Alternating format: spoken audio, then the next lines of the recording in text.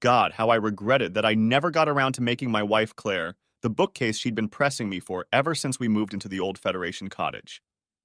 A cottage she fell in love with and just had to have when we finally had enough money to move from an apartment to a house. When you read the words Old Federation, you decipher that to mean that I had to spend almost every weekend and even more than a few evenings doing repairs and maintenance. And that is once again an understatement.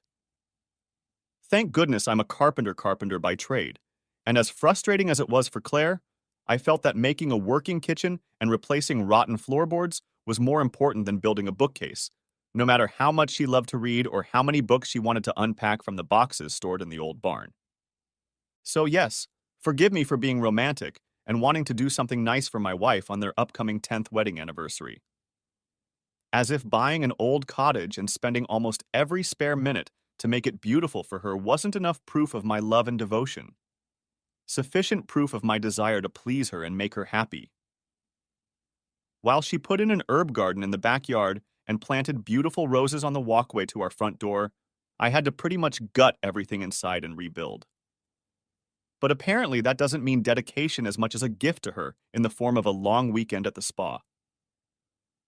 Long story short, while she was getting ready to celebrate our milestone anniversary, getting facials, massages, and generally pampering herself, I was sweating over the construction of a custom bookcase that will take up an entire wall of our living room.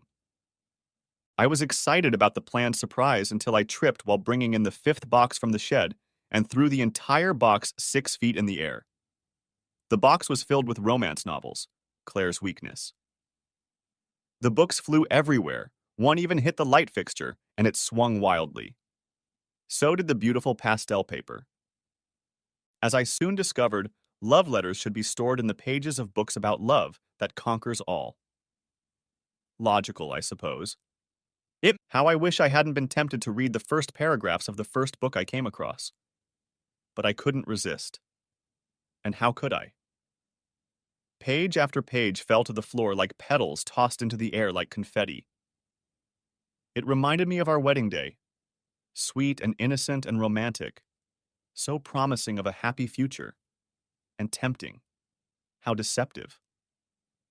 I thought they were from Claire's youth, from one of her high school boyfriends.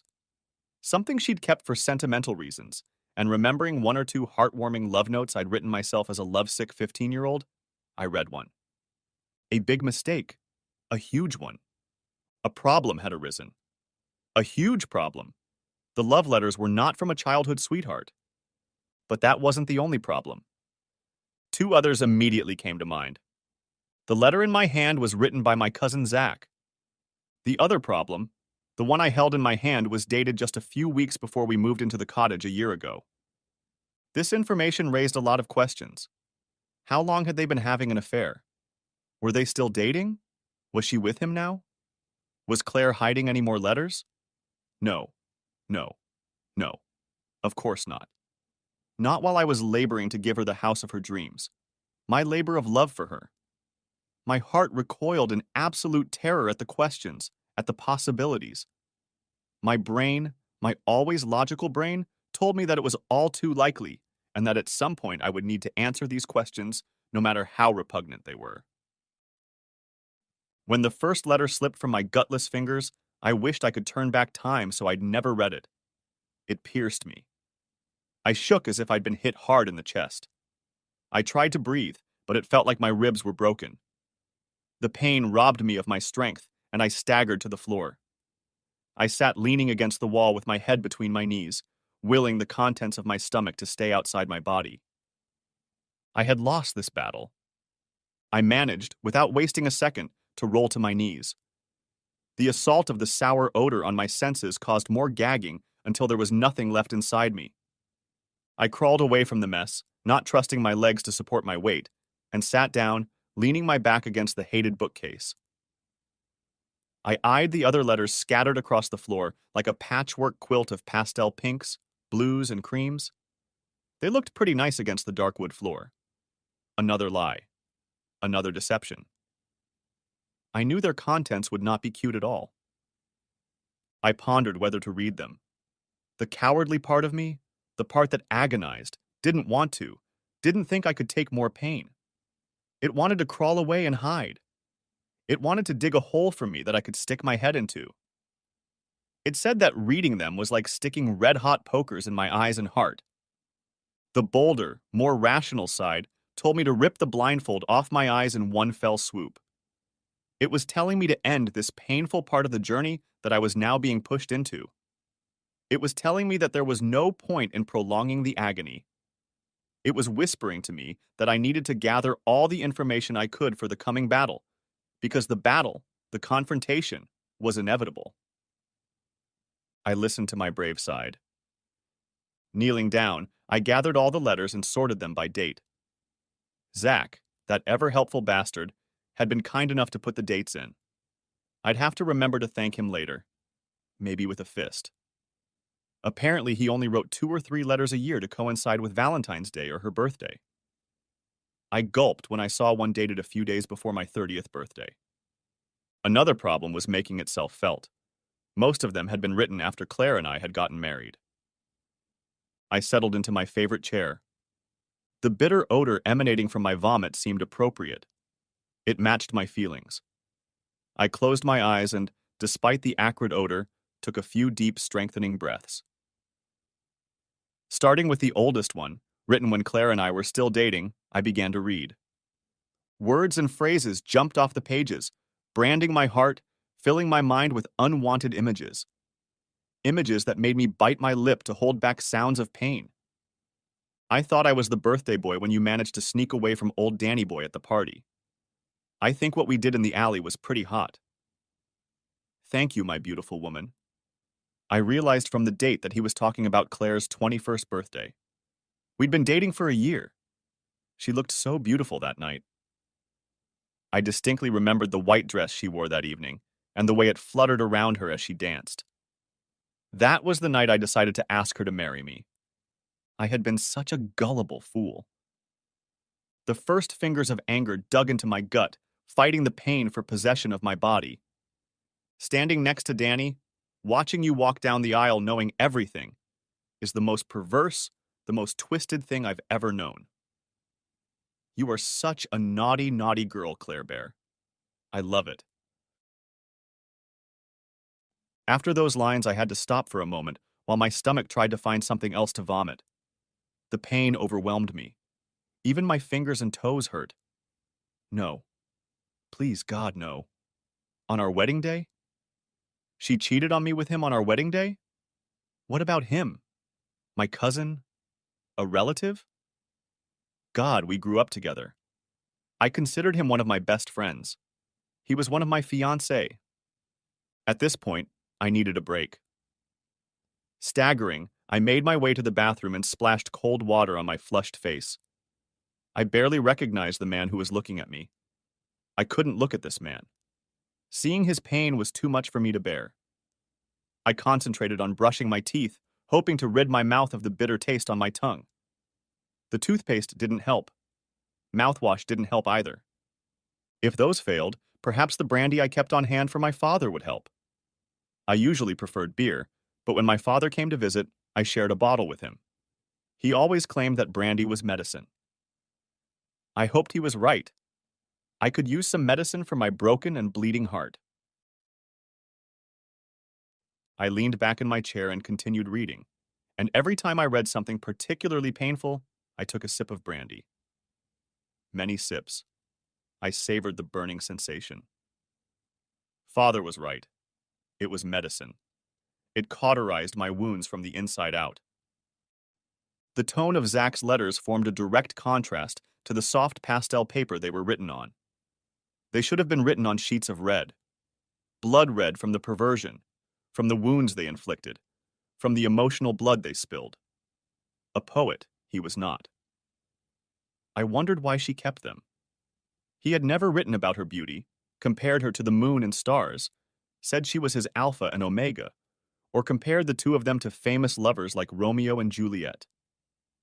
He never professed his love for her.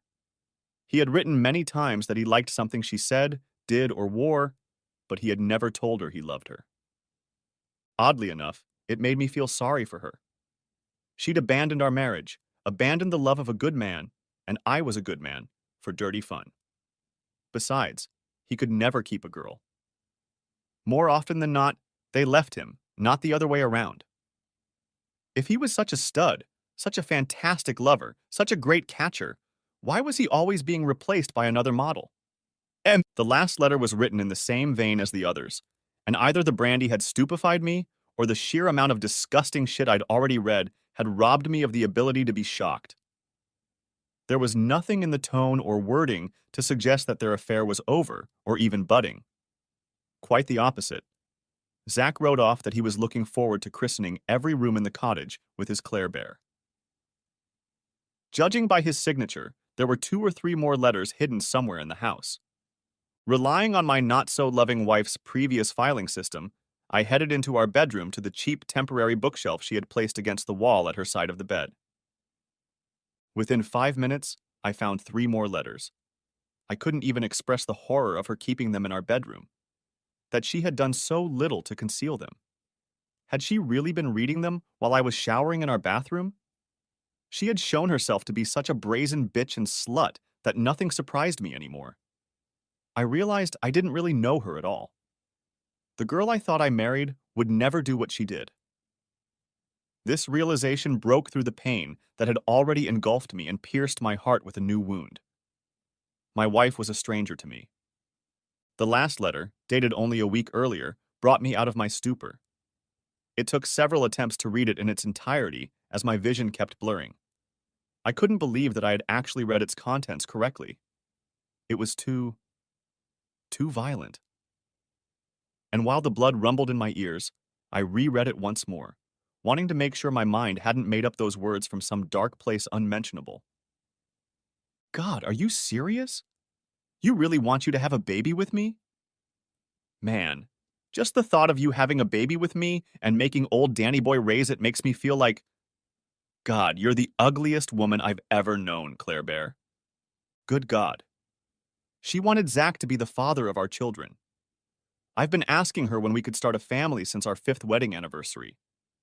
I was passionate about becoming a father. Every year I asked, and every year she waved me off, saying that we, which really meant she, wasn't ready.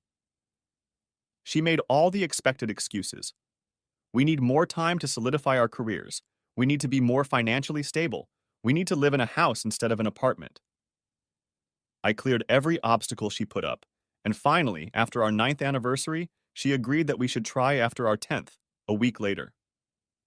I planned to remind her of this at our celebratory dinner. This can't be true. Oh my God, it couldn't be true. But it was. It was in black and white. His letter confirming her words, her plans, her desires. I was too stunned to feel the pain of this revelation. Or rather, I was already in so much pain that this final blow was only perceived as an intensification of my agony. As if in an unwanted commercial break, I ran through the scenario in my head. I envisioned her sharing the news with him that their fun had borne fruit, that she's pregnant and he's going to be a daddy. He would kiss her, of that I was sure, and hug her, but would his face portray joy, or would he just look triumphant because he'd won another victory over me? If he looked triumphant, would he hide it from her? Or would she share his triumphant gloating? I always pictured myself in that moment when she shared such big news with me, like I was like the guys in a snotty romantic movie, emotional, proud, happy. But I wasn't part of that movie. Not really. I was a foil, a scapegoat. Zach stole my lines, my role, my future, the news, the hugs, the kisses, twirling her in my arms, and we were both filled with happiness. This was supposed to be my role, my part, all of it. I've been waiting for years for her to be ready. What was Zach waiting for? Who did he love and cherish and support? Who he sacrificed and compromised for? No one. Not one damn soul. Maybe she would never be ready for me because she didn't want me to be the father of her children.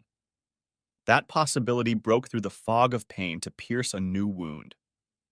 Why had I chosen to read the first letter? Why had I given in to my curiosity? If I had resisted, I might have remained in ignorance. God, I wanted to stay in the dark. I squeezed my eyes tightly shut to shut out the new reality. I needed the old reality. The one where I believed my wife loved me and only me. The one where I was happy. Now I was agonizingly aware of it, drowning in overwhelming pain. Now I had decisions to make, difficult decisions. Now I was faced with the realization that my entire marriage had been one big lie, one huge farce, a sham. I now knew that the last 12 years of my life had been wasted. Throughout our relationship, I had been made a fool of day in and day out. My love had been squandered on someone who didn't appreciate or respect it, and certainly didn't deserve it. I knew now that I had been used and deceived for God knows what reason.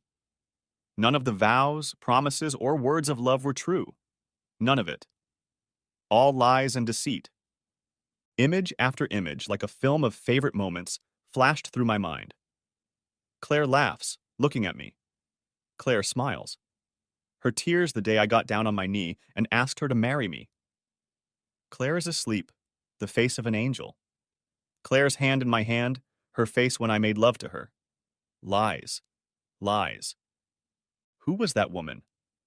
What had I done to her to make her hate me so much? She should hate me. No one could do what she did without absolutely hating her victim. I sat sipping my brandy and tried to reconcile the woman portrayed in Zach's letters with the woman I knew and loved. My torn heart didn't want to look into it further, but my brain was determined to solve the mystery. There was no way I could turn it off. It was determined to find an explanation. It couldn't live with unanswered questions. Why, how, and where? Mostly why. I'd never been blindly in love with Claire. I knew she had flaws, that she wasn't a saint, but I loved her quirks and flaws. They were a part of her and made her unique, so I loved them as much as I hoped. No, believed she loved me, even though I wasn't so perfect. Or maybe because of it. If you asked me when I woke up, I'd say we complement each other. She taught me spontaneity. I taught her organizational skills. She learned how to set goals. I learned that sometimes it's okay to veer off track. I thought she was the yin to my yang. I thought she was basically a good person. I never knew her to say mean things about friends, family, or coworkers. In fact, I always thought she was kind to those around her. She could flirt a little when she had a couple glasses of wine, but nothing excessive. I never doubted her loyalty. Of course, I often thought she was a bit flighty and too involved in small things that didn't really matter, like keeping up with celebrity life, the latest fashion trends and hairstyles. I didn't think she needed all that nonsense. She was just as beautiful without makeup and jeans and a t-shirt, with her hair gathered in a ponytail as she was in a designer dress, with her hair styled in an elaborate updo and coated with enough hairspray to blow a hole in the ozone layer. But she was a stickler for any celebrity commercial. She had enough cosmetics to open her own pharmacy. And shoes. My goodness, that woman loved shoes. We would have been much more successful financially if she had curbed her passion for them and handbags. Not that I had a problem with spending money, I wasn't tight on funds, but I preferred to spend it on things that made sense. Things like making memories together, special dinners, weekends away, traveling to other countries. Things like learning to ski or ride horses together. Hell, I'd even go to cooking or pottery classes with her if it made her happy. If it was something we could do or study together, I was okay with it. Claire enjoyed our travels, but looking back, I realized that while I gravitated toward visiting some architectural marvel, gallery, or museum, she preferred to spend her time on some trendy shopping street. While I wanted to snorkel with sea turtles, she wanted to sunbathe and watch celebrities by the pool. The list could go on and on. I reluctantly admitted to myself that we spent most of the day each doing our own thing, the exception being when I compromised and only met her at the hotel for dinner. It seemed she wasn't as far removed from the petty, selfish slut in Zach's letters as I'd initially assumed. All I had to do to recognize her was take off the rose-colored glasses. I closed my eyes for a moment, despising myself for being blind to her true nature. It became clear to me that I was only seeing what I wanted to see. I was concentrating on those things she said or did that reinforced my image, and ignoring or discarding those that contradicted it. I was very bitter to realize that my naivety and idealism had contributed to her betrayal. How she and Zach must have laughed at my gullibility. How they must have giggled at my unquestioning trust in my wife. Despair hit me between the eyes like a bullseye. Our whole relationship, 12 years, 12 goddamn years, right under my nose, over and over and over again. How could I have been so stupid? So blind? How could I be such an idiot? God, maybe I deserved it. Maybe my stupidity was the reason I deserved the horns she put on me. For a while, I wallowed in self-pity. My stomach churned, my throat lumped, and my eyes burned with unshed tears. I didn't want to cry, didn't want to let her know that. She'd never know, but I would, and she wasn't worthy of my grief. And then something happened, some chemical reaction in my brain, and right then and there, I made the decision to stop berating myself. I wasn't the one who lied and cheated and used. I wasn't the one who cheated and betrayed. I wasn't the bad guy. Whatever my flaws were, they didn't excuse the way I was treated. Love made a fool of me and made me deaf, numb, and blind to what was happening in my own backyard. That's what love does. Love makes you trust, wants to please, support, and nurture. It made you believe the best in your partner. It meant you were giving them the benefit of the doubt. After all, what sane person would choose to love someone violent and immoral like Claire or Zach? People like them counted on the kindness of people like me, counted on our trust and faith, on our innate belief that most people are basically decent. If I had to choose between an unconscious asshole and a gullible goon, I'd choose the goon. At least he can look in the mirror and know that the person looking back at him is honorable, maybe stupid, but honorable. With each passing minute, the multitude of conflicting emotions raging in my body were gradually reduced to two: grief and rage. The grief I deliberately put aside in a drawer to deal with later. In the end, I was mourning a woman, a relationship that never existed. They were a fairy tale that existed only in my imagination. However, the anger was righteous and deserved. Anger earned the right to show its ugly head. And it was ugly. Ugly and caustic, just what I needed. While pain threatened to cripple me, rage strengthened the steel in my spine and the resolve in my gut. Be smart, Danny. Be smarter. Neither Claire nor Zach are worth going to jail for. Besides, death would be too humane. What will they know about pain or regret if they end up in the grave? Research.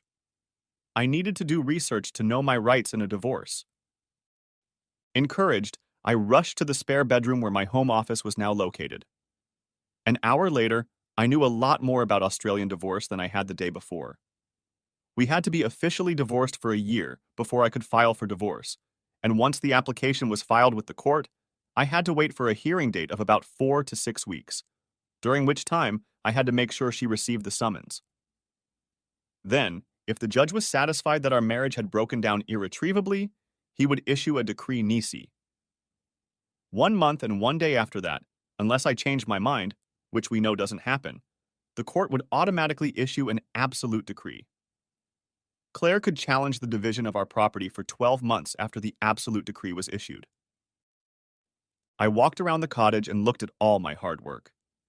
In its half-finished state, the house would not yield much income, and in truth, we were likely to lose money. But once the repairs were completed, a handsome profit could be made, mainly because we would not have to pay for my labor. The house was Claire's choice, but I'll be damned if I'm going to move and give it to her in the divorce. In fact, it might just be another way to inflict some pain on that conniving bitch. I'd rather burn down the apartment than see her rewarded for her perfidy. When we got married, I already had my own apartment. Well, the bank did, but the mortgage was in my name, and the payments came out of my earnings. It was the equity I had built up at the time of the sale that provided the bulk of our contribution to the purchase of the cottage, and the balance came from our savings account, into which, as I could prove, I was contributing 3 times as much as Claire. Besides, my paycheck covered the mortgage. What's more, my paycheck covered most of our lives, utilities, both phones, payments for her Mazda 3, various insurances, and even vacations. The only things Claire paid for were her clothes, hair, and makeup, and some groceries. If I understood what I read correctly, it was a godsend that we didn't start a family. Without children to complicate things, the division of our assets didn't have to be 50-50. If I could show where the deposit and loan payments and everything else I had paid during our marriage came from, she would only be entitled to 30 to 40% of our assets. So no renovations until the divorce and property settlement is finalized. And if I tweaked my work a little bit, I wasn't sure if this was true, but most cliches have a basis in fact. So if possession is 9/10 of the law, I decided I would own. That meant changing the locks before she got home Monday night. Today was Saturday, which meant I had plenty of time. I had plenty of time to back up and do a little procrastination. We didn't need to separate our bank accounts since we never got around to having a joint checking or savings account. Knowing what I know now, I wondered if that was intentional on her part. Why would she want to do that if I'm paying for everything? Much better that she keep the money separate so I don't see how much money she spends on clothes and such. Or worse, spending it on hotels so she could sleep with Zach. The only thing I did was pay off and drastically lower the limit on our shared credit card. Given that most of the transactions on it came from her, it seemed unfair to clear it at the expense of my income, but I wanted to limit her access to money without alerting her to my vague plans. And I sure as hell didn't want to be responsible for all the debt she'd run up from here on out. Right now, the limit was $250, so she'd be able to get gas or pay for food for the next couple days without realizing what I'd done. The only thing I was concerned about was my retirement fund. Given that my income was 3 times what Claire's was, and I was a few years older, I had considerably more set aside for retirement. A sympathetic judge could award her up to 50% of my pension at the time of separation, regardless of how our other assets were divided. Of course, they could award me half of hers as well, but I'd still end up on the losing end and she'd be laughing all the way to the bank. I mentally tagged myself to figure out what I could do to prevent her from gaining access. Once I was done with what I could think of to do online regarding our finances, I hovered, feeling lost. What now? Searching for an answer, I looked around and saw traces of my vomit on the living room floor. Pulling myself together, I cleaned it up, and its vile stench brought my simmering rage to the boiling point once again, and my attention returned to my actions. Time to pack Claire's things. As I worked, I pondered what to do with her things. I could put them in storage or take them to her parents' house. I could even take them to Zach's apartment. At first, I dismissed the idea of putting the stuff in storage, since I'd have to pay the first month's rent up front, and I didn't want to spend another dime on that bitch. But as the evening wore on, the idea became more and more appealing. I could change the locks and go off on my own for a few days without letting Claire know of my movements. Let her wonder, worry, and frustrate for a few days without knowing where I was or what was going on. Perhaps the investment of a few dollars would be worth it to witness it. The only thing of Claire's I've kept are the letters. I thought about scanning them, but decided it was better to keep the originals. They obviously meant something to her, even if only to stroke her ego or feel attractive and powerful, or she wouldn't have kept them. Leaving them behind would be another jab of pain and disappointment out of the many I intended to inflict on her and her asshole lover. I wondered how Zach would feel about our entire extended family reading his letters. The rhythmic action of packing organized my thoughts, and when I was done, I went back to my home office and set reminders in my Outlook calendar to officially register our breakup in a week and disconnect Claire's phone. Giving her a week meant I'd be married to her for an extra week, but it also gave me time to make some plans, and it was worth the stress and uncertainty. Plus, I would enjoy the messages I was sure she would leave on my phone. Since her car loan was in both of our names, I was able to change the repayment account to Claire's, and while I was at her car, I called the insurance company and canceled the insurance starting the following Friday. This allowed me to recoup almost half of what I had paid, and armed with that small amount, I made a firm decision on where to store Claire's belongings. My stomach finally made itself known, demanding that I feed it. I was hungry, and yet not. Physically, my body demanded sustenance, but mentally, the thought of food repulsed me. Trying to appease both sides, I heated up a can of soup and, eating it with buttered toast, refined some details of my short term plans. Next chapter. Turning my head, I glanced at the clock radio on my bedside table. 3:15. I sighed. 45 minutes had passed since I'd last checked the clock. It had been easy to keep my rage low during the day and evening, but now, deep into the night, my rage was waning, unable to sustain itself. I wanted it back. Rage was a good thing. Rage helped me stay on my feet and focused on doing justice when the thought of betraying my love threatened to shatter me to the core. Pain, however, did not suffer from the same problem as rage. Pain thrived in the darkness. Pain overwhelmed me. I cried, fighting every tear. I clamped my eyes shut, trying to stop their flow. Each one that rolled down my temples shamed me. She didn't deserve them. Like my love, they were wasted on her. Next chapter. I welcomed the streams of light streaming through the porch. Daylight meant activity, and activity meant getting rid of pain. Shoving a piece of toast down my throat, I looked around, figuring out what I could make out. I had a fine line to walk. The house had to remain livable for the next 2 years, but I wanted to keep the cost as low as possible. The day passed quickly, and by the time the sun disappeared over the horizon, Claire's belongings had been put into storage, the locks changed, and several rooms of the cottage didn't look so finished anymore. With a beer in my hand, I dialed my parents' number. Luckily, my father answered the phone. My mother was too intuitive.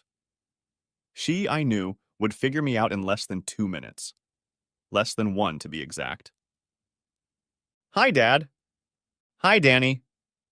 This is going to be a quick call, Dad. I just wanted to let you and Mom know that I'll be out of town for about a week, so I won't be coming to dinner on Wednesday as usual. I've been asked to put together an estimate for a full build-out for a new hotel and restaurant complex a few hours north of here. Sounds like a good job. It must be a big job if you have to go away for a week. Don't forget to bring pictures of the Irish-themed pub you made in the valley. Yeah, it's big, but I thought while I was there I'd check out the area to see if I could find some more job offers and find out the prices of housing or short-term rentals for me and the boys. That's my boy. Always thinking positive and forward-thinking. Like father, like son, right, Dad? My dad chuckled. Well, I don't like to brag. Now it was my turn to laugh. I gotta go, Dad. I have to get ready because I want to get an early start to the morning so I don't get caught in rush hour traffic. Tell Mom I love her and I'll see you when I get back. Okay, son. Have a safe trip and good luck with the quote. Oh, I just remembered, show them pictures of that man cave you did for that divorced guy. That was a freaking awesome bar and play area you designed and built for him. Someday I'll talk your mom into letting you build me one just like it. His mention of the man cave, it was a standing family joke, was a reason for me to laugh. It sounded forced to me, and I hoped my father wouldn't catch on. I called before I gave myself away, or he got up the nerve to ask for details.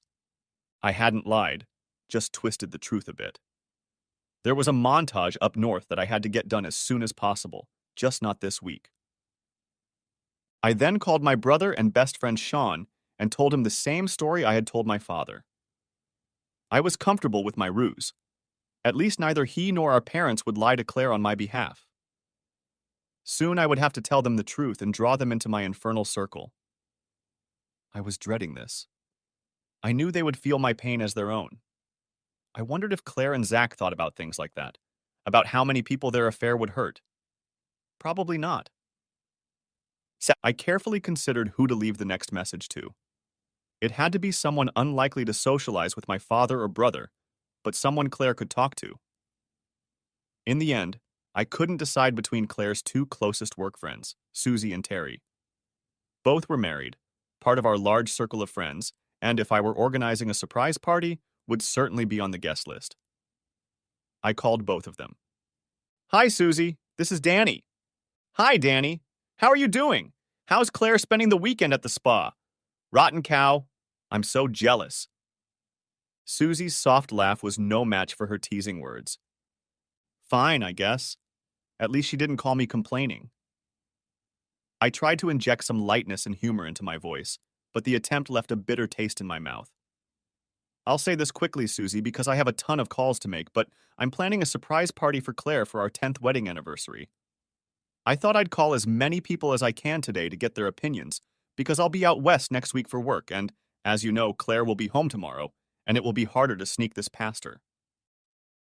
Not surprisingly, Susie agreed to make herself and her hubby available. I gave her some vague details, unofficial, in 2 weeks, feel free to invite others, and that I would contact her to confirm the place and time. Of course, it was all nonsense. I wasn't going to throw a party in any way, shape, or form. My conversation with Terry was pretty much the same. Now the hardest call of all. Zach. I poured myself a glass of brandy and tipped it back down in one fell swoop. The burning in my throat caused it to fizzle. As its warmth lingered in my stomach, I hit speed dial on Zach's number. Obviously, this was something I was going to have to change. I couldn't imagine a future in which I'd be exchanging calls with my traitorous cousin. Hey, Rat Zach, how are they doing? For the first time, I realized how apt Zach's childhood nickname really was. He had earned it as a kid for getting into trouble all the time. How many times I'd seen his mother give him a light slap in annoyance and call him a Pied Piper. It was affectionate at the time. Now I said it with conviction. Zach, the arrogant bastard, didn't notice anything. Hey, Danny, how's it going? I told Susie and Terry pretty much the same story I'd told them, with flecks of what I'd told my dad and Sean, only in his version I said I'd be at work a few hours south. You're really spoiling Claire, Danny. Maybe it was just me, but there was a hint of smugness in his tone. I clamped my mouth shut, my nostrils flaring with rage. Zach was lucky he was on the other end of the phone line and not standing in front of me because I highly doubted I'd be able to hold back if we were face to face. Yeah, well, that's what you do when you love someone. You spoil them. That I didn't choke on the words was a small miracle. You should try that with all the girls you date. Maybe at least one will stick around. As soon as I let the barb at him out of my mouth, I regretted it. It was stupid. I held my breath, waiting for his response and hoping I hadn't given away my true feelings for the jerk. Zach laughed. You're probably right, but then you're assuming I want them around. Maybe I prefer variety. Spicing up your life and all that, huh? Yeah, something like that. Except for Claire. Except for my wife. I needed to end the conversation before I gave myself away. Well, I'll leave you to your skirt chasing. I don't know about that. A few dinners seem a lot less to me than what some married guys put out to please their wives. Maybe. I laughed forcedly, unable to resist one last barb. But then again, Claire was always easy to please. Bring her home a bouquet of flowers, that's all. And more than once, in fact, and exactly the way I taught her. I won't even talk about what she does when she gets a new purse for her ever-expanding collection. I'll just say that when I do, I have a good week. More than good and worth every penny. Silence hung on the other end of the phone, and I wondered if I'd gone too far. I'd never spoken rudely about Claire. Shit. I'd better get off my shit. Obviously, I drank too much while I was making those calls. It loosened my tongue too much. Don't worry, Danny. Your secret's safe with me. Hopefully safer than the way you respected our family ties and Claire's marriage vows, asshole. Yeah, thanks. Talk to you soon. Thoughts scurried across the surface of my mind, like the pebbles I'd so often rolled across the still surface of the lake of my childhood. I was thinking about stupid things. Things I hadn't thought about in years. Zach and I would run into the bushes behind his house to try the cigarettes Zach had stolen from his dad, and the two of us would cough and splutter. Sean, Zach, and I played football with the other neighborhood kids.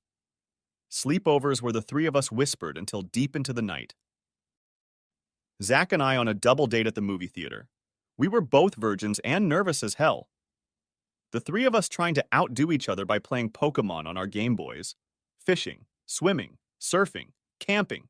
So many thoughts, so many memories. and they're all ruined. When did Zach forget our friendship? Our childhood together? Our kinship?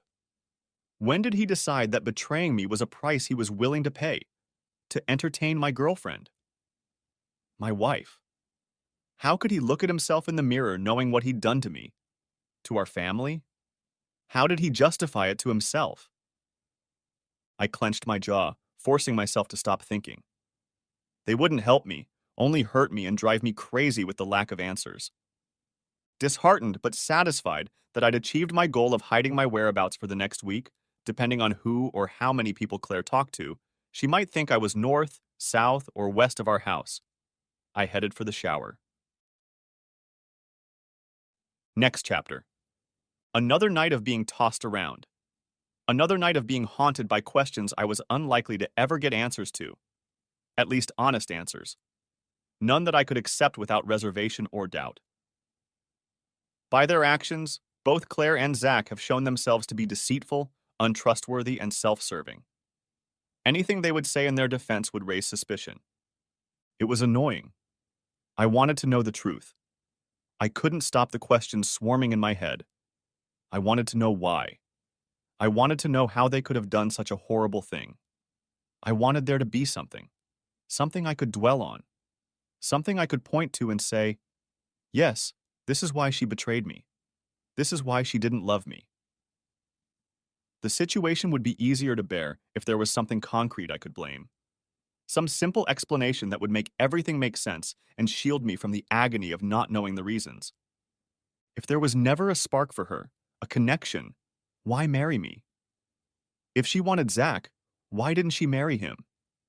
If she wanted to mess around, why marry me at all? Why the betrayal? The cruelty? Why all the lies, the years and years of deceit? Why the indifference to my feelings? And him? I wanted to know how he could look me in the eye all these years and blatantly lie to me over and over and over again. I wanted to know how he could deny our shared history like that. How could he stand next to me in church knowing what he had done? How could he take pleasure in it? I wanted to know the same truth from Claire. How? How could she? Why? She had a good life. She was loved and cherished. So why? What did I do wrong? What in God's name did I do wrong? I knew deep down that nothing I did would ever justify their actions, but even knowing that, I was still torn apart by the realization that I would never know the whole truth. You're gonna have to find a way to deal with it, Danny, man. You're never gonna know. Torturing yourself with it will only give them even more power, and you've already given them too much. Despite my inner cheerfulness, I continued to ponder everything I didn't understand. I felt washed ashore, without an anchor in a fast-flowing river. Everything I had believed about Claire and me had turned out to be a lie. Nothing about our life was as I had envisioned it. With no truth to hold on to, I felt lost.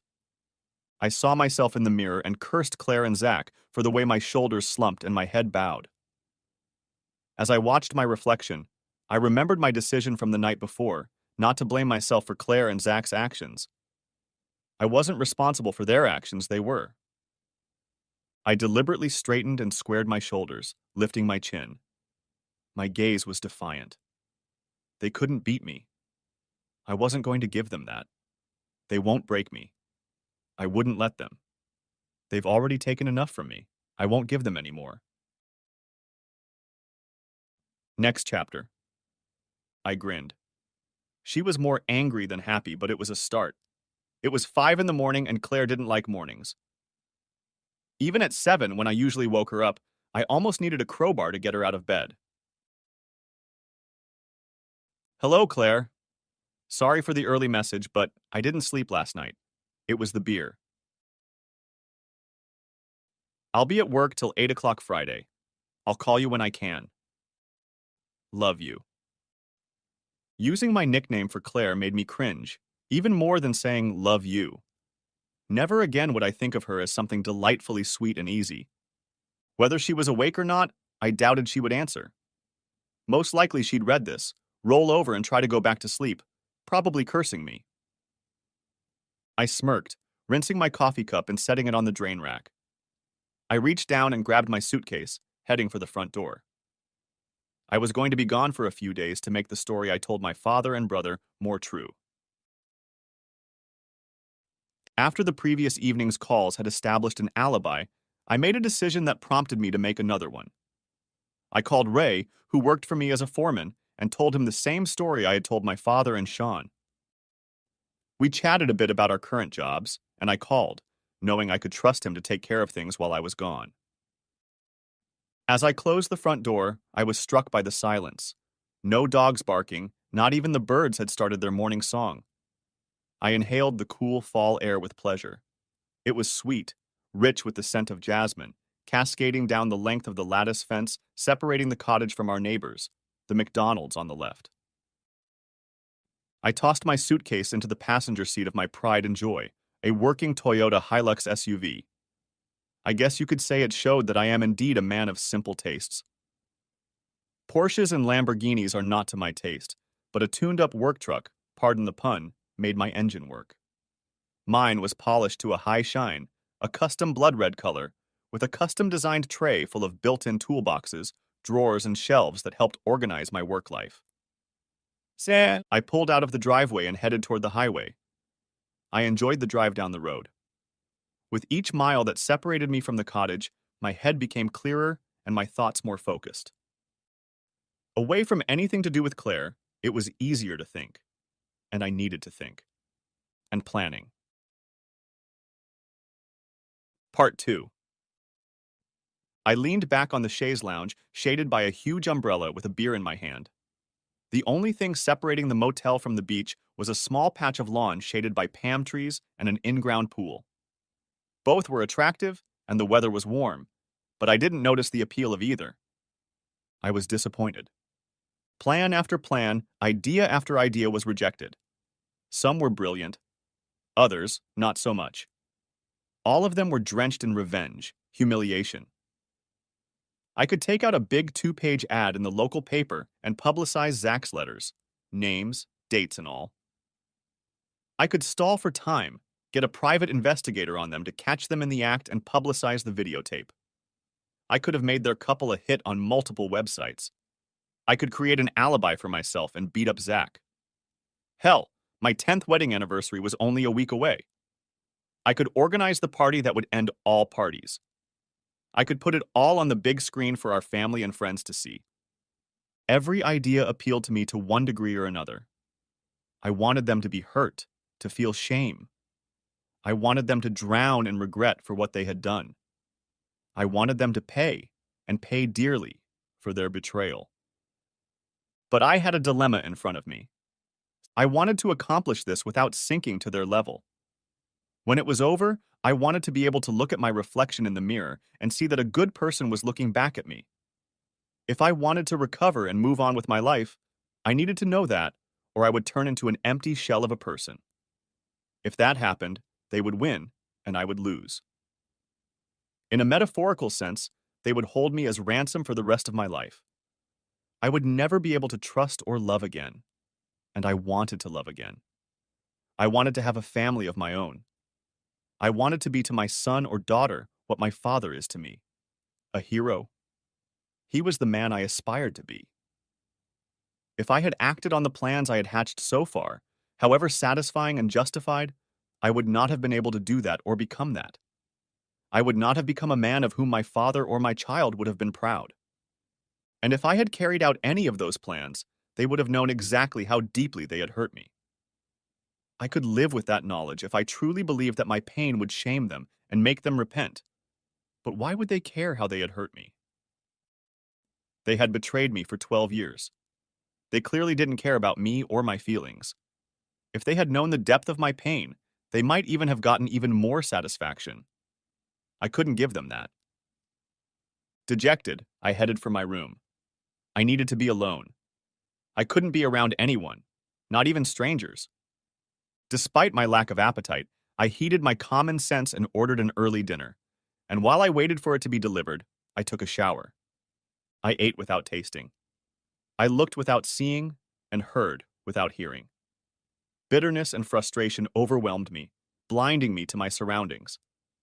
I thrashed around the room, but it was too small to accommodate the emotions overwhelming me, so I headed for the long stretch of beach practically at my doorstep. And there was something satisfying about hearing the crunch of sand beneath my feet and the steady sound of waves crashing against the shore. I thrashed about on the beach, kicking sand, picking up and throwing bits of driftwood and shells into the sea. Outwardly, I was silent, but inwardly I was screaming. It wasn't fair. Why is life so unfair? So unfair? It seemed that the guilty parties would come out virtually unscathed, while I, the innocent party, would pay the price in every way, physically, mentally, financially, and emotionally. Injustice was like poison in my gut, its acid flowing through my veins, eating away at me. They were abusers, but unless inspiration visited me, the best revenge I could exact on them would be success and a good life. It didn't seem enough, not even close to enough. Next chapter. As I let myself back into the room, I realized I hadn't turned my phone on all day. As soon as it turned on, the new ringtone I'd set for Claire rang. Amon's I Don't Want You Back was a pleasantly different song from the old ringtone I had set for my unfaithful wife, John Legend's All of Me. Yes, the new song definitely matched my feelings and our situation better. I guess I'll agree with the experts. There's a song for every occasion. Acting quickly, I turned on the in-room radio, which I had pre-tuned so that it would not pick up stations, but would emit a loud, annoying crackle. As a backup, I grabbed the crumpled piece of paper I'd also prepared shortly after checking in, and then hit the speaker button on my cell phone. Danny, where are you? I can't get into the house. Claire? I started manipulating the paper next to the phone. Danny, what's that noise? I can barely hear you, and the static is terrible. What are you? I can hear breaking up, I replied, only saying every other word in the sentence. I had to bite my lip to keep from laughing. Danny, can you hear me? I can barely make out what you're saying. You're breaking up. I can't get into the house. My key doesn't work. Where are you? When will you be home? What? I got the word, said. Receive. Charger home. Phone to death. I'll be home on Friday. You. As I reached for the phone that was on the bedside table, I heard Claire yell at me not to hang up. I smiled and pressed the end button. I knew Claire. She would be pissed. My dear wife was spoiled and not used to being kept waiting.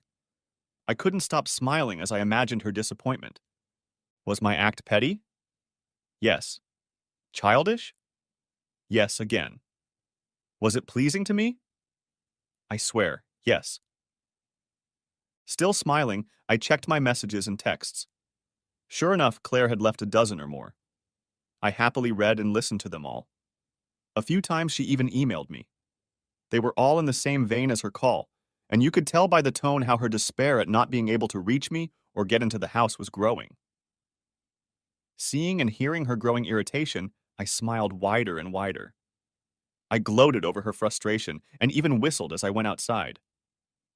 Sure, I could have called her from my room phone or booted up my laptop and replied to her email, and under normal circumstances I would have done so. But as I was pleased to discover, nothing improves the mood like pissing off a whore wife. Next chapter. My days were busy, and intentionally so. I was doing what I had promised to do to my father and brother. I was looking for opportunities in housing. I met with builders and architects and left business cards everywhere. This would save me time when it came time to put together an estimate for finishing or any other work I found as a result of my search. The nights were hard, and even my satisfaction with Claire's increasingly frustrating texts and emails was hollow. Despite all my resolutions, unanswered questions, resentment, and rage over being used and betrayed by Claire and Zach kept me going. The beach took the brunt of my frustration. I walked a few miles. Some of my anger was directed at myself. The hints were there, I realize that now. Hindsight is definitely 20/20ths. Zach, being Zach, couldn't resist dropping a few sentences. Why hadn't I noticed his tendency to brag before? I stopped and turned around, looking out to sea. The waves lapped at my ankles, and my feet sank lightly into the wet sand. The sensation was cool and welcome, unlike the memories I had shortly after my 5th wedding anniversary. I could clearly picture Zach's face as he teased me with snippets of information after I jokingly asked about his love life. She's really cool.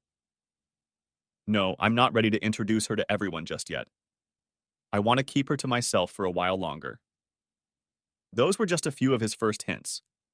And then came the most serious ones. She's married. The old man doesn't suit her, but she feels sorry for him, so she stays.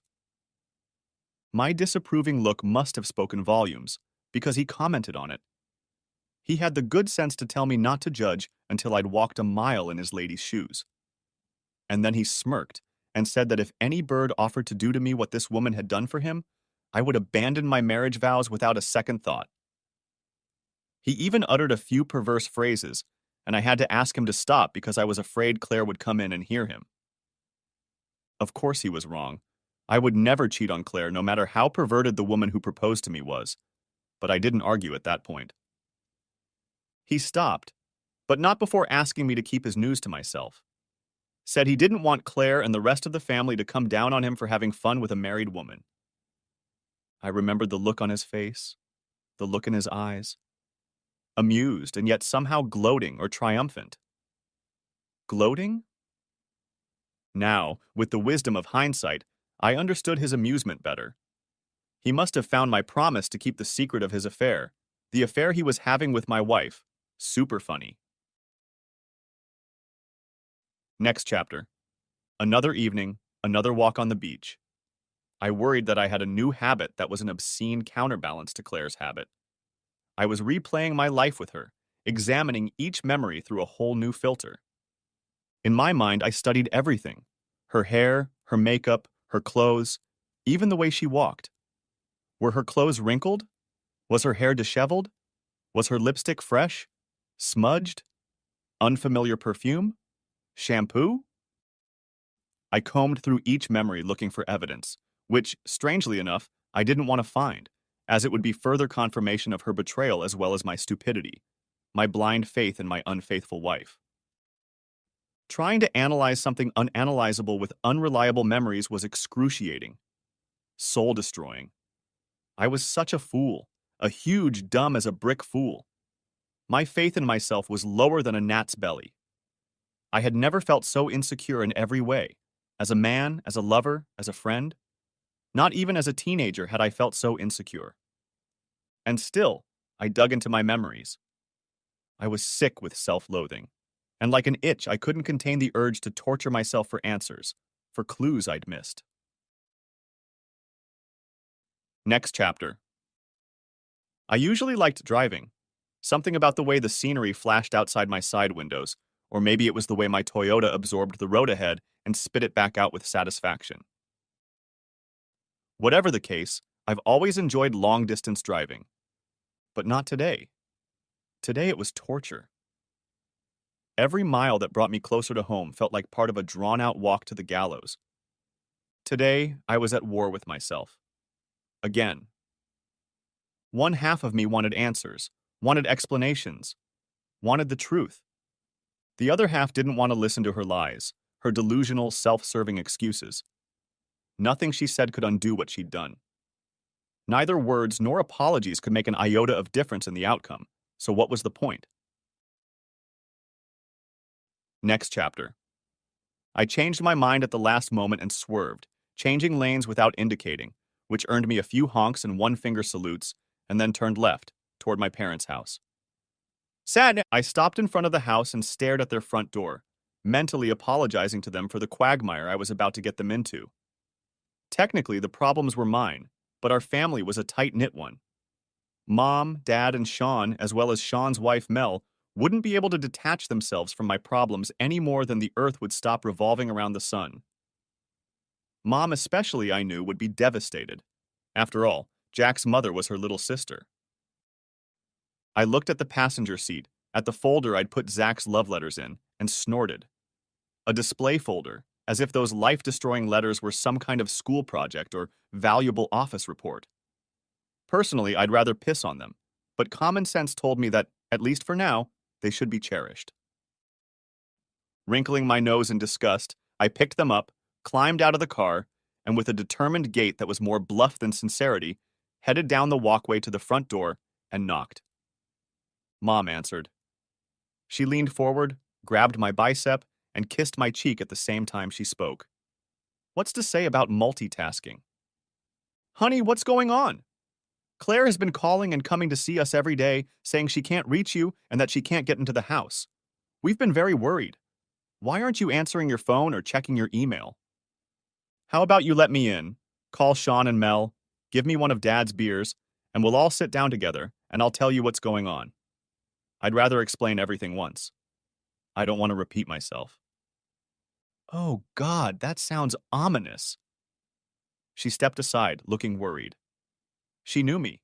She knew it had to be something extraordinary to make me act so out of character.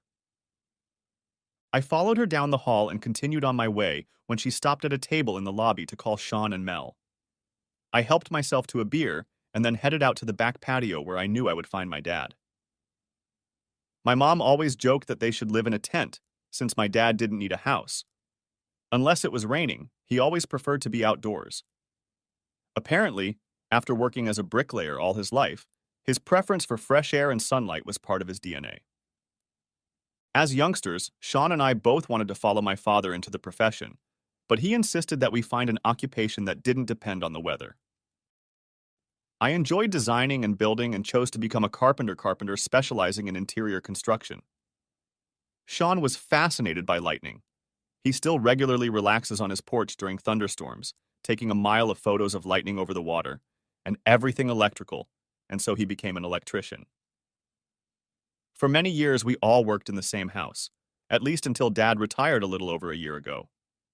Sean and I, of course, still recommended each other's services to our customers. My father stood sizing me up, extending his hand to greet me, and enclosing me in a strong, masculine embrace. Once untied, we sat down, and I placed the display folder on the low coffee table before taking a large sip of beer. My father continued to stare at me, raising an eyebrow in mute question. It's a long and difficult story to tell you all, Dad, so I want to wait until Sean and Mel get here to tell it just once. Dad reached out his hand, huge and rough from long hours of work, and patted my knee, just like when I was a kid. All right, Danny. I'm a patient man. I can wait. That was one of the reasons I loved and respected my dad. He knew when to push and when to hold off. Soon my mother joined us, making the kettle. That in itself told me that she knew I was about to confess a tragedy. Hot, sweet tea was her answer to all of life's hardships. She silently brought out the kettle and 2 cups, and then handed my father and I a fresh beer and set aside another for Sean's imminent arrival. And it inevitably came. No sooner had Mom emptied the tray than I heard a knock on the front door.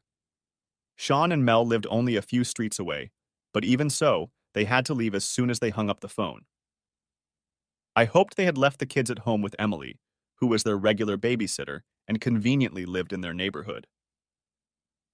The next thing I knew, I realized Mel was simultaneously hugging me and hitting me over the head with handcuffs.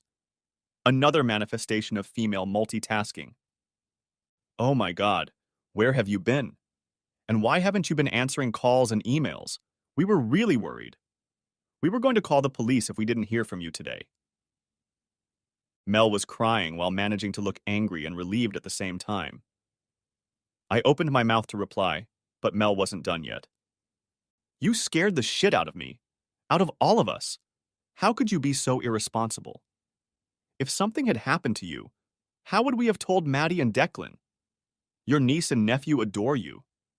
Can you imagine how devastated they'd be? Damn it, Danny, you can't do this. Nobody knew where you were staying. We only knew it was a few hours north. Do you have any idea how scared we were? You must have a good explanation. I'm sorry, Mom, but it's true. Mom just patted Mel's hand. She was used to her temper and speech. It was something we all loved about her, and it was why she was perfect for Sean, who was much calmer. Sit down, sweetie. Let's give Danny a chance to say something. Okay, first of all, I'm sorry for the inconvenience I caused. I guess I wasn't thinking as clearly as I thought I was. I wasn't thinking about the big picture, I guess. But I think I was in shock, and I needed to leave. Mel looked like she was about to lash out at me again, so I held up my hand. Please hear me out before you tear me apart, Mel. When you do, I think you'll understand why I rushed off in a semi-fainting state. And I told them everything. I left nothing out, not even the things that made me look bad, like my desire to give Claire a few headaches and anxious minutes when she discovered her key didn't work. So, if Claire is calling you every day, can I assume she hasn't gained access to the house? No. She'd either call or come by after work to see if she'd heard from you. We all refrained from doing anything until today because you said you'd be home today, Mom explained. I laughed. I have to say, that surprises me a little. The lock change worked out better than I expected. I thought there was a good chance she'd talk some gullible locksmith into letting her in. I figured that at best it would keep her out. At worst it would slow her down. And either way she'd get gray hairs from realizing what was going on and how much I knew. She tried to talk one of them into letting her in, but he demanded she show something other than her driver's license to prove she lived here and wanted her to sign all these forms. She said she couldn't show him the bill or anything else because you handle all those matters. She was very upset. I couldn't hold back a smile of satisfaction. So far, so good for my possession. I wouldn't smile just yet, Danny. One visit to the court and she'll probably be allowed to come back. Despite his words, Sean was smiling too. Yeah, I know, but it'll give me time to convince her that it would be in her best interest to move out on her own. And how are you going to do that, son? Dad asked. Very simply. I'll tell her that if she comes back to live with us, I'll move out too, because there's no way I can live under the same roof with her. And if I leave, not only will the renovations stop, because I definitely won't be doing them, but I won't be paying for another tradesman's services. Besides, I'll stop paying my mortgage. It'll have to be paid off. Oh, Danny, are you sure that's a good idea? You could lose the house. Mom took my hand and squeezed it gently. I know it's a gamble, Mom, but I'd rather lose the house than see it go to her when it was built with my blood, sweat, and tears. But the deposit and all the money you put into it. It's only money, Mom. I'm young, I can always make more money, and I'll be screwed from 6 ways to Sunday before I see her profit from her lies and betrayal. She's a whore and screwed me for real, but she won't get a dime more from me than is necessary. It spoke volumes about my mother's mood that she didn't chide me for my language. She wasn't usually as tolerant of Sean's or me cursing as Mel was. That was fine. Very proper. I'm with you, Danny, Mel chimed in. Cheaters shouldn't prosper. And anyway, that bitch should pay for what she did, and so should Rathzak. So where is she staying? Mom opened her mouth to answer, and then closed it, frowning before trying again. Actually, Danny, I don't know. She never told me after she turned down my offer to keep her here. I'm sorry, honey, but... It's okay, Mom. You weren't supposed to know. I wanted so badly so you wouldn't have to lie for me. I actually made up a few different stories. I wanted to confuse her so she wouldn't know where to find me. I told her work friends that I'd be working out west and organizing a surprise party, and I kind of mixed both stories for Zach and... You called Zach? You could hear the shock in Mel's voice. Yeah. How did you not jump the phone line and gut the bastard? Sean asked. I grinned. With great difficulty. You bet, my father muttered, shaking his head, a grim smile playing at the corners of his mouth. The conversation died down, and there was silence at the table. All eyes were on me. I could feel their love and support without saying a word. The first to break the silence was my father. It looks like your doubts about Claire were justified after all, dear. I turned to my mother in surprise. She had never been cold or unkind to Claire. There may not have been the closeness she shared with Mel, but she had never been unfriendly, criticizing, or showing favoritism when it came to gifts. Did you have reservations? Mom shrugged. Nothing that I could point out. She was always polite, sweet, and well spoken. But yes, I always had my doubts about her. At first, I attributed it to her youth, but now she's in her 30s and should have outgrown any flightiness. I don't know what to say except that it was a woman's intuition, I guess. I never said anything to you because you were head over heels in love, and I had nothing to base my doubts on. Did either of you see anything out of the ordinary? I racked my brain, but I never noticed her flirting with him more than anyone else, or him hitting on her at our family gatherings. Everyone shook their heads. They've obviously been very careful about their flings, Mel remarked, stating the obvious. What is it? My mom asked quietly, placing her fingertips on the folder with the image. These are all the letters Zach wrote. The folder ended up in her hands and was half open before I could warn her. Mom, I don't think you want to see them. They're rather crude and explicit. They're not love letters at all. She paused, looking at me over the edge of the folder. I have no doubt I'm going to freak out now, but I can handle it. We all watched her in silence. Several times she closed her eyes for a long moment, but other than a sigh or two that escaped her compressed lips, she didn't make a sound. When she finished, her face contorted into a mask of disgust. She handed the folder to my father, who followed suit, and began reading its vile contents. Reaching across the table, my mom took both of my hands. I'm so sorry you had to read this, dear, about two people you loved and trusted. I wouldn't blame you if you strangled that bitch to death and then went and did the same thing to Zach. I'm glad you didn't because I don't want you in jail, but a slow and painful death is what they deserve. Again, there was silence. The lack of conversation was awkward. We were usually a noisy bunch, but I knew them all well enough to realize that no one wanted to talk much until they'd all read the letters. Mom and Mel sipped tea, while Sean, Dad, and I sipped beer. When Dad finished, he handed the folder to Sean and stood up. Give me a hand, Danny. I followed Dad into the kitchen where he hugged me so tightly I could barely breathe. I sank into the embrace, snuggling up to him like I had as a child, when my father's arms were the safest place on earth. When we finally pulled away from each other, he cupped my face and looked fiercely into my eyes. It's not your fault, Danny. You've never treated that bitch with anything other than love and devotion. The minute you start doubting yourself, call me or your mom. Don't let it break you, son. She's clearly not worth it. I nodded, afraid to speak in case I snapped and cried like a baby. Sensing my dilemma, my father continued to hug my face and look into my eyes, trying, I think, to give me strength. You're going to get through this, Danny. I promise you this. You have a family that loves you and will support you no matter what. I know, Dad. Good, but it doesn't hurt to be reminded sometimes that you're not alone. He released his grip on my cheeks and pulled me to him for another hug.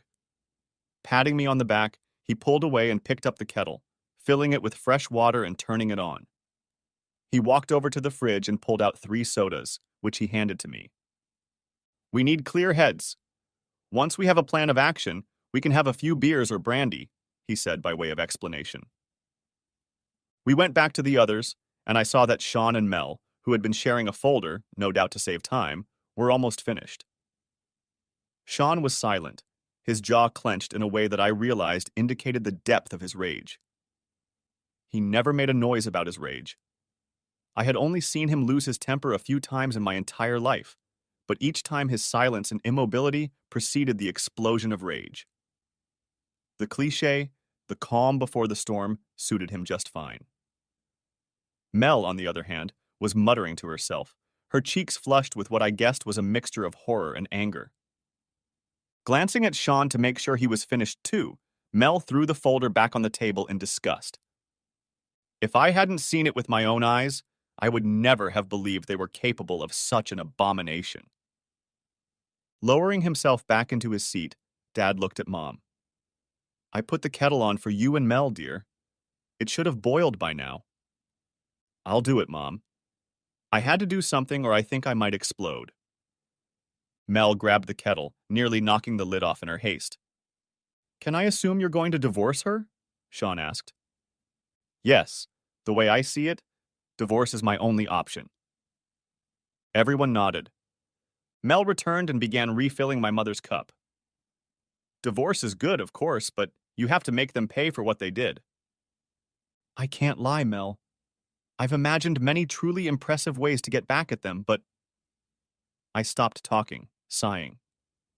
But I don't want to stoop to their level. I'm afraid that if I do, I won't be able to get back out of this muck.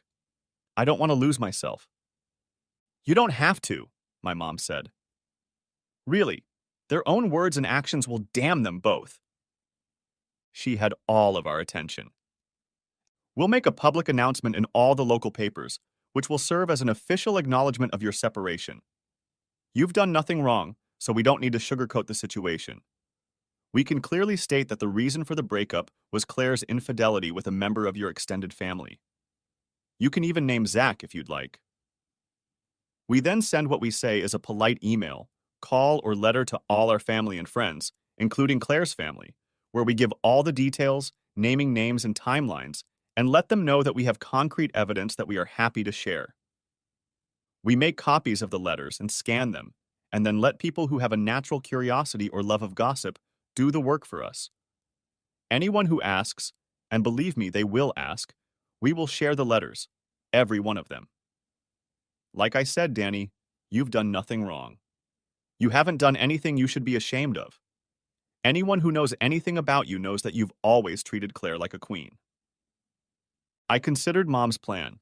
It was simple, honest, effective, and I would keep my integrity. What about Aunt Sally? Sean asked. We'll have to accept that she won't leave Zach. She is his mother, after all. But if she stays with him, she can join him in exile because I won't tolerate anyone treating my boys the way Zach and Claire treated Danny. Her voice was determined, but I could see the sadness in her eyes. It hurt her to lose her sister. Maybe we can, I don't know, find a way to use the letters to really humiliate and embarrass them? Maybe make posters and put them up all over town. Post videos all over the internet? I just feel like we need to do more.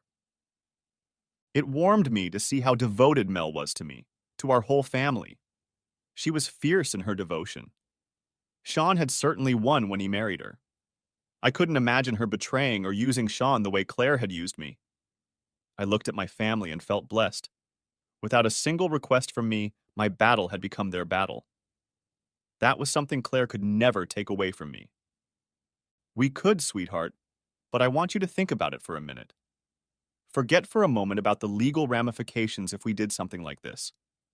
If you had the choice of having the man you wanted hate you or be totally indifferent to you, which would you prefer? Mel pondered her mother's question. I hate to admit it, but I'd rather he hated me, because that would mean I'd at least affect him in some way. And hate can turn into love. If he was indifferent, it would mean I didn't exist in his eyes. I wouldn't want to feel worthless, like I've been judged and dismissed as unimportant. Exactly. In my opinion, the opposite of love is not hate, but indifference. Claire will be much more hurt if Danny pretends he doesn't care one bit than if he snaps and hurls insults. She's a vain girl. She won't like it that she doesn't matter. You're assuming, Mom, that she cares what I think and feel, and given the kind of woman who has presented herself in these letters, that may not be entirely true. Oh, she cares, Danny. She wants you. Maybe not for the reasons you wanted her to want you, but she wants you. Otherwise, she wouldn't have stuck around for 12 years, and she wouldn't have been so adamant about hiding her true nature. Whatever her motives, she wouldn't want you to pull a fast one. Yeah, she wanted a gullible chump to pay for her lifestyle, I muttered, unable to hide the bitterness I felt. The answers came pouring out fast and thick, each one interrupting the other. You're not gullible, you trust. There's a difference. You're not a chump. Don't let her make you think that. Don't give her that kind of power. You're not the dummy. It's her. She had a wonderful man who would do anything for her, and she left him. Thanks, guys, but I can't help but feel stupid and used. She deceived me for 12 years. I never suspected a thing. If I hadn't stumbled across those letters, I'd still be happily falling all over myself to make her happy. Well, then we're all fools, my mother declared. Because reservations aside, none of us ever suspected any such thing. Son, you're not a fool, and neither are we, my father said. His voice was firm, intolerant of objection. When you fall in love and get married, you trust that person. That's how marriage works. And you keep trusting until he does something that breaks that trust. Claire clearly succeeded in deception, and you weren't supposed to know it until she made a mistake. It will be a sad day for humanity if we go into every relationship with suspicion and expectation of the worst. Okay, so what you're saying is that I should hide how hurt and angry I am and make Claire think I don't care. Mom nodded. Yes. Let her try to explain herself. Information is king, after all. She might even back herself into a corner with her lies. Give her enough rope to hang herself. I'd even go so far as to tape your conversations with her. Your phone can do that sort of thing, right? She paused, seeing the look on my face. Honey, I know this is going to be hard to listen to. Maybe don't. Maybe try to disconnect while she's talking. That's actually a good idea. It'll help you stay unemotional. Every time she pauses, just shrug or say something like, never mind, or you're already done. I need to do this and that. Look at your watch. Try to look bored. Talk as little as possible. Don't give in to any of her taunts, entreaties, or manipulations. She's bound to try all that at some point. But if I do that, I'll never be able to say any of the things I want to say to her. I don't want to live my whole life with that shit festering inside me. Dad put his arm around my knee. It's not forever, Danny. Think of it like a war or a chess game. It's a strategy for an early offensive. She's the enemy, son. You don't want her to see your vulnerability. Later, when the dust settles from your divorce, you can tell her whatever the hell you need or want. Maybe it will be better then. You'll have listened to all her bullshit excuses and arguments, and you'll have your answers ready. You'll be able to rehearse and fine-tune in your mind what you want to say and say it calmly. Do it that way, and you can turn your words into a weapon to smash her with. And do it now, and you'll probably say or do something you'll regret later. I nodded. He was right. If I opened my mouth now, I wouldn't be able to stop the flood of accusations I wanted to direct at her. I wouldn't be able to hide my hurt or my rage. I'd drown her in them, and then she'd know how to push my buttons. We talked some more, and Mom and Mel even got me to practice making an indifferent and bored look while they gave cliched excuses for adultery. It didn't mean anything. It was just sex. I was bored, lonely. And most poignantly, I love you and only you. He means nothing to me. By the time they were done with me, I was sure I could play my part, just so long as the confrontation didn't drag on. Next chapter. Ready or not, I was relieved to see that Claire wasn't waiting for me when I got home. I knew she wouldn't be far away, since her workday usually ended just after 5, and now it was 5:15. I unloaded my gear, cursing the way my gut knotted at the thought of the upcoming confrontation with Claire. No amount of deep breaths could loosen its stranglehold. I poured myself a finger of brandy and stared into its amber depths for a long moment before taking a sip. Closing my eyes, I swirled the drink around in my mouth, coating my tongue and gums with it, then let it trickle down my throat, drop by drop. The burning was pleasant, soothing, just what I needed. At 5:40, there was a knock on the door. A few deep breaths, then a quick inspection of myself in the mirror to make sure my expression was neutral, and I was almost ready. I grabbed my phone, switched it to record mode, and slipped it, along with my vault keys, into my pocket. I was ready now. Walking down the hallway was slow. I felt like I was walking through thick mud. I opened the door and stepped out onto the porch, causing Claire to take a step back. The door closed behind me with a quiet bang. Her familiar scent spread around me, hitting me with a force like a punch to the gut. I immediately switched to breathing through my mouth. Danny? What the hell? Where have you been, and why haven't you answered any of my calls or emails? And did you change the locks? As she spoke, clearly angry and frustrated, it dawned on me that she didn't know I had discovered the love letters. She hadn't suspected that I knew about her long-standing affair. In that instant, I decided to leave her in the dark. Let the bitch read about it in the papers like everyone else. Then she'd have her 15 minutes of fame like the celebrities she idolized. Hey, Claire. Yes, I changed the locks. With our 10th anniversary looming on the horizon, I did a little digging on myself and came to the conclusion that I was done pretending to love you just so I could get my ass kicked on a regular basis. Truth be told, it's become boring and too much hard work, so I've decided I'm going to divorce you. What? The shocked look on Claire's face was priceless. It took everything I had not to smile with fierce glee at her bewilderment. You heard me. I don't love you. I don't need you, so I'm kicking you out. You, you, you can't do that.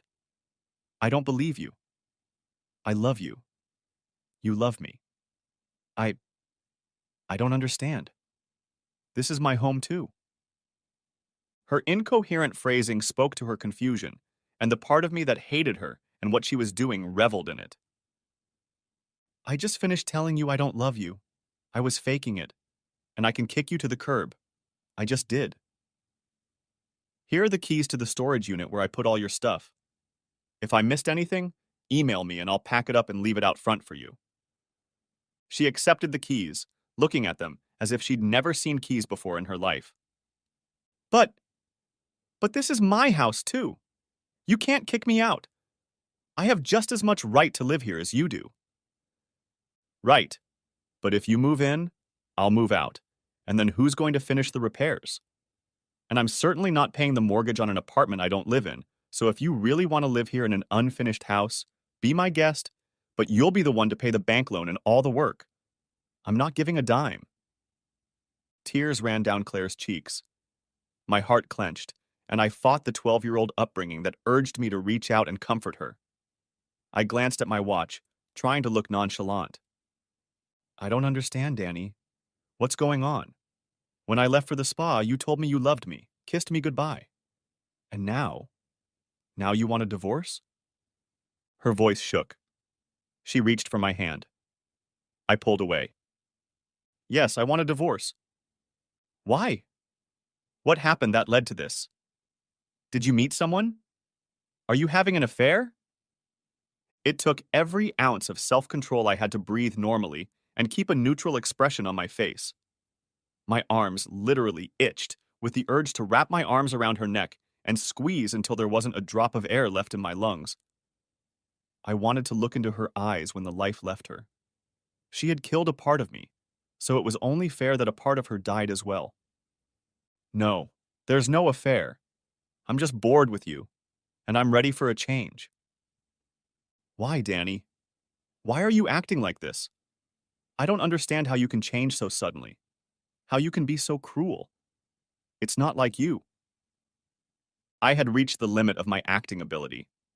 I had to get this over with soon, or I was either going to kill the bitch or spew all the nasty words at her. Look, I'm going out tonight. I want to shower and change, so can we talk about this some other time?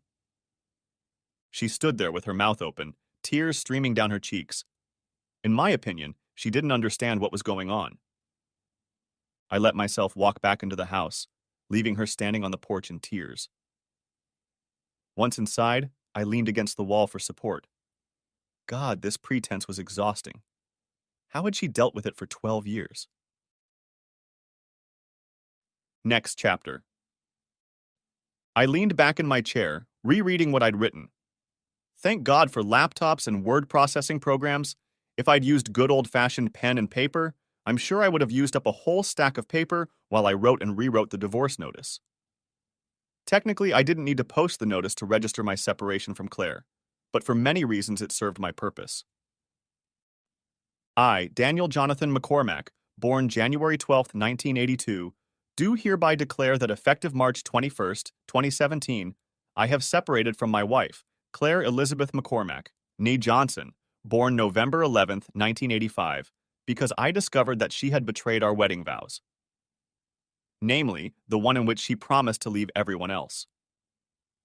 Due to her long-standing relationship with a member of my extended family, I will no longer be responsible for the debts of Claire Elizabeth McCormack as of the aforementioned date. I cast a glance at the corner of the screen.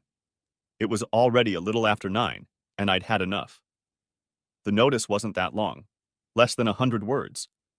I should have written it in minutes, not hours. I couldn't decide how much to say and whether or not to put Zach's name in it. I had revised and changed the text so many times that I couldn't think straight anymore. I closed the program, deciding I would look at it in the morning with fresh eyes. Placing the laptop on the table next to me, I began to contemplate whether I should put on a movie or go to bed and try to sleep.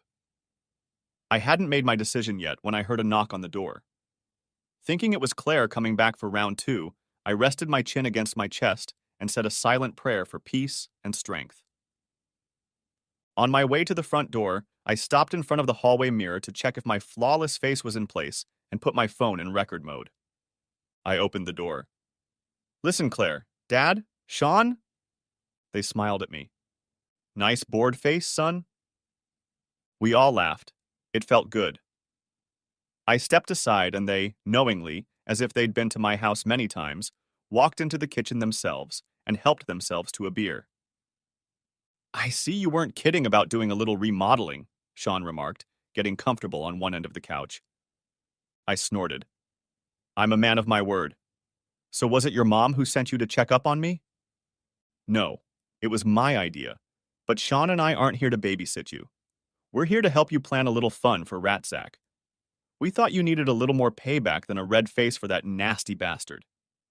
Although, if your mom asks, we just played cards and got you drunk." "Daddy, you sly dog."